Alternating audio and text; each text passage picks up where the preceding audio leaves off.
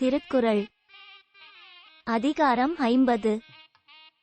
இடனறிதல்.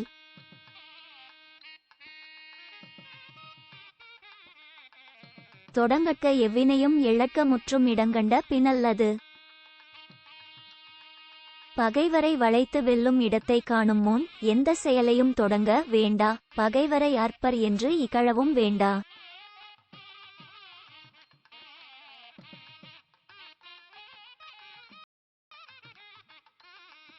முரண் சேர்ந்த மொயம்பின் அவர்க்கும் அரண் சேர்ந்தாம் ஆக்கம் பலவும் தரும்.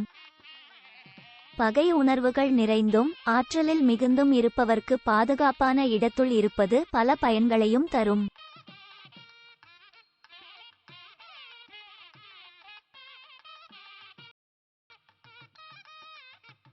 ஆற்றாரும் ஆற்றி அடுப்ப இடனறிந்து போற்றார்கண் போற்றிச் செய்யின்.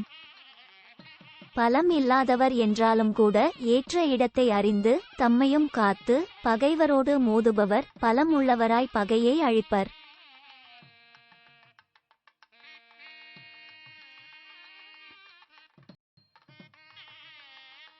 எண்ணியார் எண்ணம் இழப்பர் இடனறிந்து துன்னியார் துன்னிச் செய்யின். ஏற்ற இடத்தை அறிந்து அதைச் சூழ்ந்து செயல் செய்வார் என்றால் அவரை வெல்ல எண்ணிய பகைவர் அவ் எண்ணத்தில் தோல்வி அடைவர்.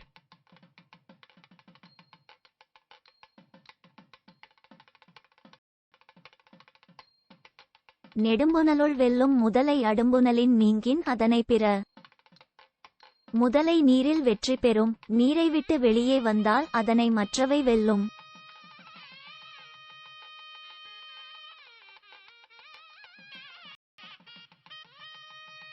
கடலோடா கால்வல் நெடுந்தேர் கடலோடும் நாவாயும் ஓடா நிலத்து. வலிய சக்கரங்களை உடைய நெடிய தேர்கள் கடலில் ஓடமாட்டா.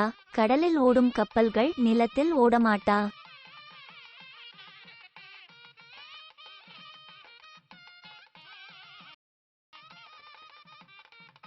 அஞ்சாமை அல்லால் துணை வேண்டா எஞ்சாமை எண்ணி இடத்தால் செய்யின்.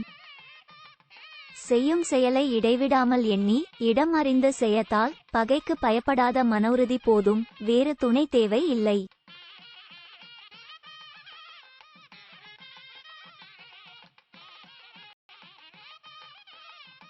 சிறுபடையான் செல்லிடம் சேரின் உருப்படையான் ஊக்கம் அழிந்துவிடும்.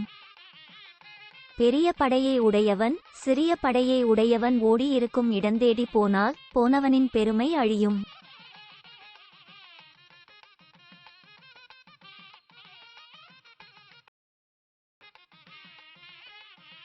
சிறைநலனும் சீரும் இளரெனினும் மாந்தர் உரைநிலத்தோடு ஒட்டல் அரிது.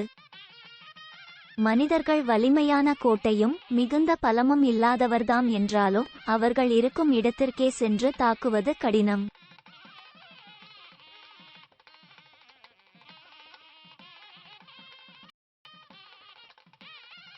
காலாள் களரில் நரியடும் கண்ணஞ்சா வேலாள் முகத்த களிறு. வாகனுக்கு அடங்காததும் தன்னை எதிர்த்து பிடித்த வீரனை தன் தந்தத்தால் தாக்கி தூக்கியதுமான ஆண்யானை கால் புதையும் சேற்றில் சிக்கிக் கொண்டால் நரி கூட அதை கொன்றுவிடும்.